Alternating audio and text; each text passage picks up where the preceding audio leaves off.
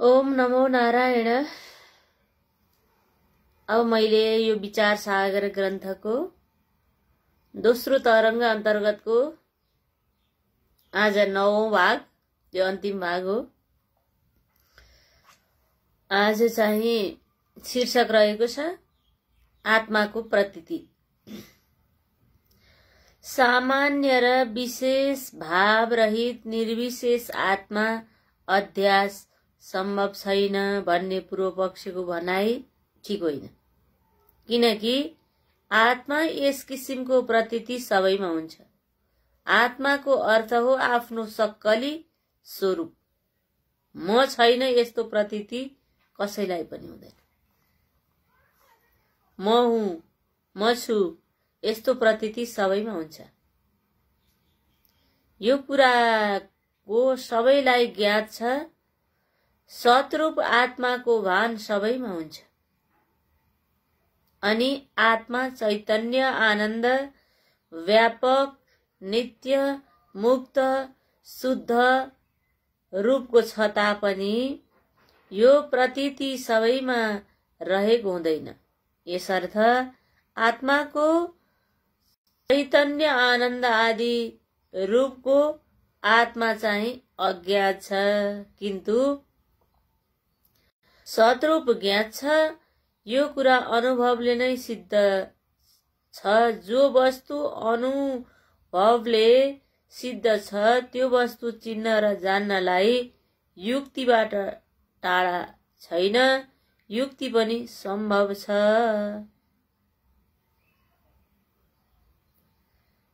सबैमा प्रतीति हुने आत्मा सतरूप नै सामान्य रूप हो। केवल ज्ञानीहरूमा मात्र प्रतीति हुनेवाला चैतन्य आनन्द आदि चाहिँ त्यही आत्माको विशेष रूप हो।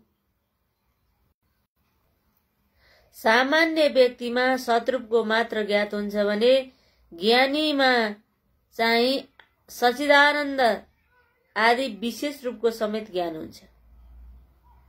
अथवा यो मानौ कि जो वस्तु अधिक कालमा रहेको छ त्यो सामान्य रूप हो भने न्यून देश न्यून कालमा रहने वस्तु चाहिँ विशेष रूप भनिन्छ।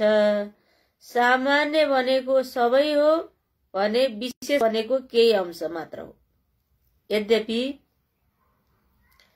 आत्माको स्वरूप नै चैतन्य आनन्द आदि हो। यसकारण सत समान चैतन्य आनन्द पनि सर्वत्र व्यापक रूपको हो।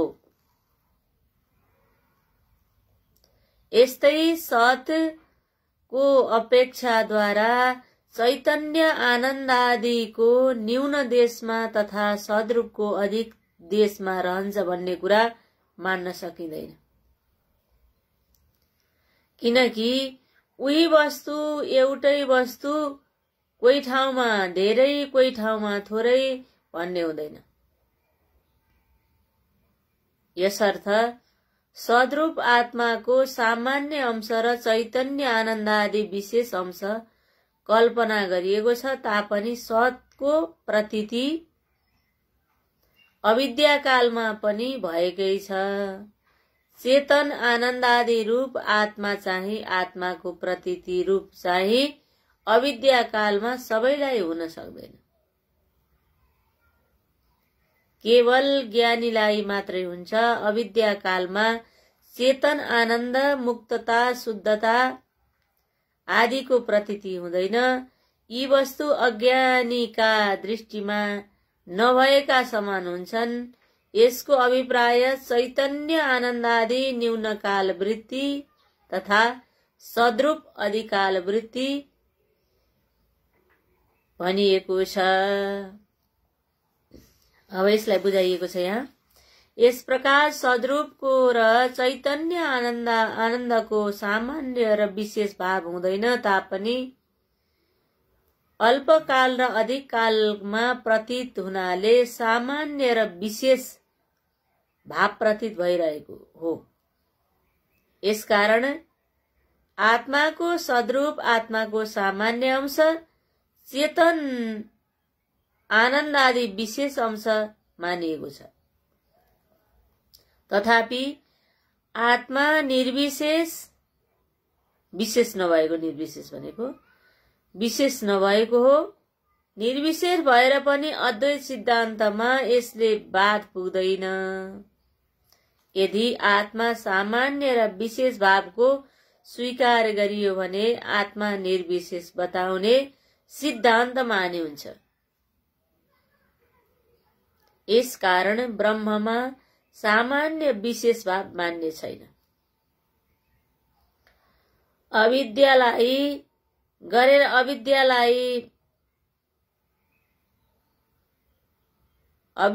गरेर मात्र सामान्य र विशेष भावको प्रतीति भएको, अविद्यालाई लिएर मात्र। अविद्याकै कारण ब्रह्ममा सामान्य र विशेष भावको कथन भएको हो। यसर्थ सत्य रूपको ज्ञात, चैतन्य आनन्द आदि रूपको अज्ञातको कारण नै आत्मामा बन्धको अध्यास भएको हो। अध्यास रूप बन्धको निवृत्ति ज्ञानबाट मात्र सम्भव छ। यसर्थ यस ग्रन्थको प्रयोजन हुन्छ।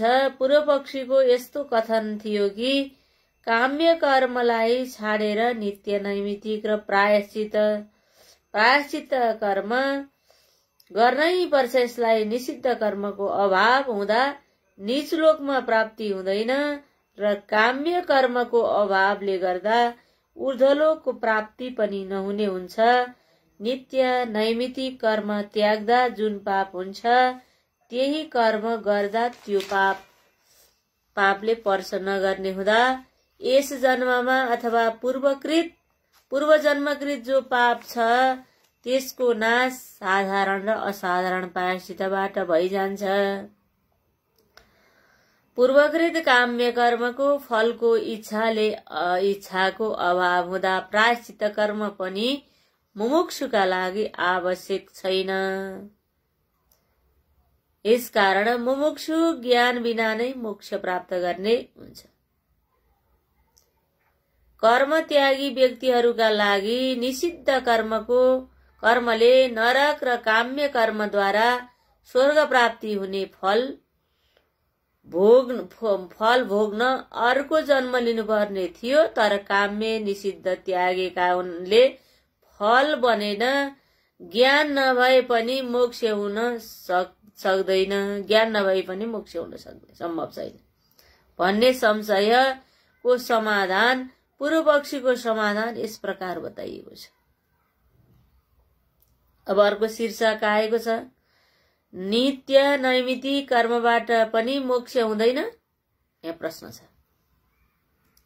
अब यसको उत्तर गुरुले बताउँदै हुनुहुन्छ, उपर्युक्त पूर्व पक्षीको कथन अनुपयुक्त हो, किनकि नित्य नैमित्तिक कर्मको पनि स्वर्ग प्राप्त रूप फल हो। यो कुरा युक्ति र प्रमाणबाट प्रतिपादन भइसकेको छ। यसर्थ नित्य नैमित्तिक कर्मद्वारा उत्तम लोकको प्राप्ति हुनेछ, जन्मको अभाव हुन सक्दैन। यदि नित्य नैमित्तिक कर्मको फल नमान्ने हो भने यसलाई बोधन गर्ने वेद वाक्य निष्फल हुन जानेछ, किनकि नित्य नैमित्तिक कर्म नगर्दा जुन पाप छ त्यो पाप अनुत्पत्ति रूप फल बन्न जानेछ। यसैले नित्य नैमित्तिक कर्म गर्दा पाप बन्दैन, किनभने नित्य नैमित्तिक रूप कर्म नगर्नु रूप अभाव रूप हो भने प्राप चाहिँ भाव रूप हो। अभावबाट भाव उत्पन्न हुन सक्दैन। त्यसैले यी कर्म नगर्दा पाप हुन्छ भन्ने यो कथन पनि ठिक होइन। यदि नित्य नैमित्तिक कर्म नगर्दा उत्पन्न हुने भन्ने मानेमा अभावबाट भाव उत्पन्न हुँदैन, यो कुरा स्मृति वाक्यबाट विरोध हुन जानेछ, किनकि नित्य नैमित्तिक कर्मको अभावबाट भाव रूप पापको उत्पत्ति फल बन्दैन। यसर्थ नित्य नैमित्तिक कर्मको फल पापको अनुत्पत्ति होइन, परन्तु नित्य नैमित्तिक कर्म बिना पनि पापको अनुत्पत्ति रूप बन्दछ। यसर्थ नित्य नैमित्तिक कर्म स्वर्गरूप नमानेमा कर्म निष्फल स्वर्गरूप नमानेमा निष्फल हुनेछ र निष्फल नित्य नैमित्तिक कर्मको बोधक वेदवाक्य पनि निष्फल हुन जाला। यसकारण यो मान्न ठिक हुन्छ कि नित्य नैमित्तिक कर्मबाट स्वर्गरूप फल मिल्छ भन्ने कुरा मान्न सकिन्छ। अब अर्को शीर्षक रहेको छ कर्म बीचका दुई अंकुर। पहिले यो भनिएको थियो कि जन्म जन्मान्तरका काम्य कर्म फलिच्छाको अभावले मात्रै भोग्नु नपर्ने होइन भन्ने कुरा मान्न सकिँदैन। कर्मरूप बीज दुईवटा र दुई उत्पन्न हुन्छन्। कर्मरूप बीजहरू दुई प्रकारका छन्, एउटा वासना, अर्को अदृष्ट। धर्म र अधर्मलाई अदृष्ट भनिन्छ। शुभ कर्मबाट अशुभ वासनायुक्त धर्मरूप अंकुर तथा अशुभ कर्मबाट अशुभ वासनायुक्त अधर्मरूप अंकुर उत्पन्न हुन्छ। शुभ वासनाबाट शुभ कर्ममा प्रवृत्त र त्यसबाट धर्म र त्यस धर्मबाट सुख भोग तथा अशुभ कर्मबाट अशुभ कर्ममा प्रवृत्ति यसबाट अधर्म र अधर्मको फल दुख भोग हो। यस प्रकार वासना र अदृष्ट रूप यी दुई अंकुर कर्म रूप बीजबाट उत्पन्न हुन्छन्। उक्त अंकुरमा वासना रूप अंकुरको नाश गर्ने उपाय हुन सक्छ, परन्तु अदृष्ट रूप अंकुरको फल उत्पत्ति बिना कुनै प्रकारको पनि नाश सम्भव छैन। यो शास्त्रको निश्चय छैन। अशुभ कर्मद्वारा उत्पन्न अशुभ वासना रूप अंकुर चाहिँ सत्संग आदि उपायद्वारा नष्ट हुन जान्छ र शुभ कर्मजन्य शुभ वासनाको अंकुर सुसंग त्याग रूप उपायबाट हट्न नाच्न सकिन्छ। शास्त्रमा जसलाई पुरुषार्थ भनिएको छ त्यसद्वारा शुभ कर्ममा प्रवृत्त भई प्रवृत्तिको हेतुरूप वासना क्षय सम्भव छ। यस कारण पुरुषार्थ पनि सफल भोगको हेतुरूप अदृष्ट प्रति निवृत्ति हुनेछ। बिना कर्मफल बिना कर्मको निवृत्ति हुँदैन। नभुक्त्वा क्षीयते कर्म यावत् कल्प सतैरपि। यो कुरा शास्त्र वचन विरोधी होइन। अज्ञानीहरू फल भोग बिना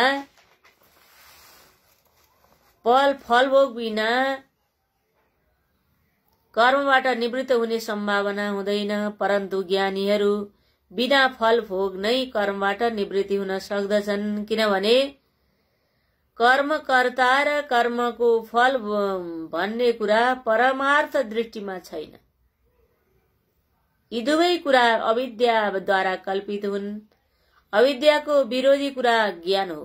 यसर्थ अविद्या कल्पित कर्मादिको नाश ज्ञानद्वारा हुनेछ। जस्तै स्वप्नमा निद्रामा जुन जुन पदार्थ प्रतीत भएको छ, जाग्रतमा निद्राबाट निवृत्ति भएपछि ती सम्पूर्ण पदार्थको अभाव भए झै अविद्यारूप निद्राबाट प्रतीत कर्म र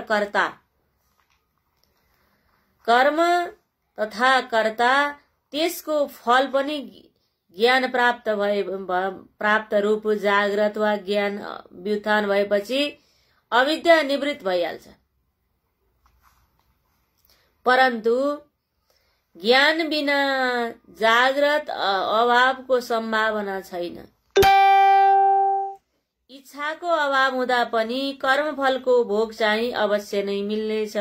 यदि यसो भएन भने ईश्वरीय संकल्प मिथ्या हुन जानेछ, किनकि फलभोग बिना अज्ञानीहरू कर्मबाट निवृत्त हुन सक्दैनन्। फल पाइने आशाले नै कर्मपट्टि प्रवृत्त भएका हुन्। यदि इच्छाको अभावद्वारा कर्म भए पनि फल नहुने हो भने ईश्वरीय संकल्प पनि सत्य नहोला। तसर्थ शास्त्रमा ईश्वरमा सत्य संकल्प रहेको छ भन्ने कुरा पनि प्रसिद्ध नै छ। इच्छाको अभावद्वारा पूर्वकृत काम्य कर्मको फल बन्दैन भन्ने कुरा पनि ठीक होइन।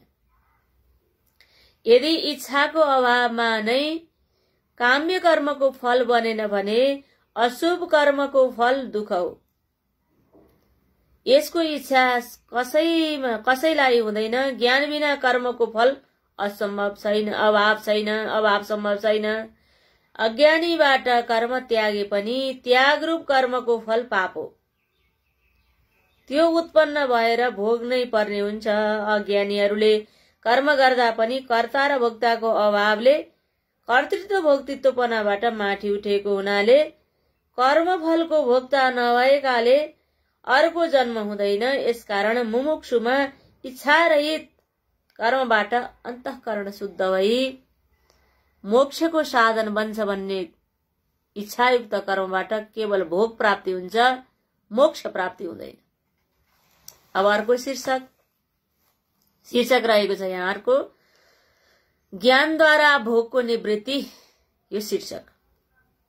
अब यसको व्याख्या, यदि इच्छा रहित कर्म गर्दा अन्तःकरण शुद्ध भएपछि वेदान्त श्रवणबाट ज्ञानोत्पत्ति हुनेछ। त्यसपछि कर्मफल रहँदैन।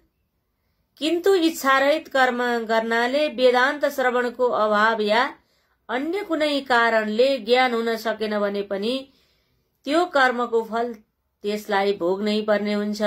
यसबाट यो सिद्ध भयो कि ज्ञान बिना कर्मको फल भोग्न निवृत्ति हुन सक्दैन। अब यसको व्याख्या हुँदैछ, प्रायश्चित कर्मबाट सम्पूर्ण अशुभ कर्मको नाश हुन्छ भन्ने भनाइ पनि युक्तिसङ्गत होइन। किनकि अनन्त कल्पका अशुभ कर्मको प्रायश्चित एक जन्मको प्रायश्चित हुन सक्दैन, एक जन्मले हुन सक्दैन। तथापि गंगा स्नान, भगवान नाम उच्चारण आदि सर्वपाप नाशक साधारण प्रायश्चित भनिन्छ। यी पनि ज्ञानका साधन भएकाले सर्वपाप नाशक भनिएको हो। सर्वपाप नाशक भनिएको, यसर्थ ज्ञानद्वारा नै सम्पूर्ण पापको नाश गर्न सम्भव छ। पापको एक अंश रहेसम्म पनि मोक्ष सम्भव छैन। नित्य नैमित्तिक कर्म गर्दा जुन क्लेश हुन्छ त्यो कर्म चाहिँ पूर्व निषिद्ध कर्मको फल हो। यसकारण सञ्चित निषिद्ध कर्म फल होइन भन्ने कुरा ठीक होइन। अनन्त प्रकारका दुःख छन् भन्ने दुःख छन् केवल कर्म अनुष्ठान गर्दा हुने क्लेश त्यसको फल मात्रै होइन। यो मान्नु पर्छ कि सम्पूर्ण सञ्चित काम्य कर्म फलबाट एउटै शरीर बन्दछ भन्ने मान्न पनि ठीक होइन। किनकि सञ्चित काम्य कर्म अनन्त छन्। ती सबै कर्म फलको भोग चाहिँ एक जन्मको शरीरबाट मात्रै सम्भव छैन। एउटै पुरुषले एउटै समयमा अनेक शरीर धारणा गरेर जो भोग गरेर कर्मफल सिद्ध्याउनेछ र मोक्ष हुनेछ भन्ने भनाइ पनि सिद्ध योगीहरूका लागि हो, अरूका लागि होइन, अरू कसैका लागि होइन। सिद्ध पुरुषले जो कर्म गर्न सक्छ, परन्तु वेदको सिद्धान्त यो छ कि ज्ञान बिना मोक्ष सम्भव छैन। तमे विदित्वा मृत्युमेति नान्य पन्था विद्यते अनाय ऋतेर ज्ञानान्न मुक्ति, यस्ता भनाइ वेदमा रहेका छन्। यसकारण काम्य र निषिद्ध कर्म त्यागेर जो ज्ञानीहरू केवल नित्य नैमित्तिक कर्म गरेका हुन्छन्, यसद्वारा नित्य नैमित्तिक कर्मबाट उत्पन्न हुने फल भोग्न शरीर लिनै पर्ने हुन्छ। मोक्ष चाहिँ सम्भव छैन। ज्ञानद्वारा बन्धनको निवृत्ति नै ग्रन्थको प्रयोजन हो। स्वप्नमा देखिएको मिथ्या पदार्थ जाग्रत बिना नासिँदैन, त्यसैगरी बन्धन मिथ्या प्रतीति पनि ज्ञान रूप जागृत बिना निवृत्ति सम्भव छैन। यसकारण ग्रन्थको अधिकारी विषय प्रयोजन सम्भव छ। अधिकारी सम्भव भएकाले सम्बन्ध पनि सम्भव छ। यस विचार सागर ग्रन्थको आरम्भ बन्न सक्छ। अर्को दोहा नम्बर 15, यो द्वितीय तरङ्गको अन्तिम भाग, दोहा नम्बर 15। टीका। श्री निश्चलदास भन्नुहुन्छ कि हे दीन दयाल दादु, मेरा गुरु जसमा बुद्धिको गति छैन, जो सत्य सुख रूप परम प्रकाश रूप आत्मा हो, यो आत्मा नै म निश्चलदास हुँ। यो दोस्रो तरङ्ग समाप्त भएको छ। ओम नमो नारायण। अब बाँकी रहेको प्रसङ्ग मैले अर्को तरङ्गमा बताउने छु। तेस्रो तरङ्ग मैले बताइसकेकी छु। अब चतुर्थ तरङ्ग भोलिका दिनमा बताउने छु। ओम नमो नारायण। जय श्री राधे सच्चिदानन्द भगवान की जय हो। वैदिक सत्य सनातन धर्म की जय हो।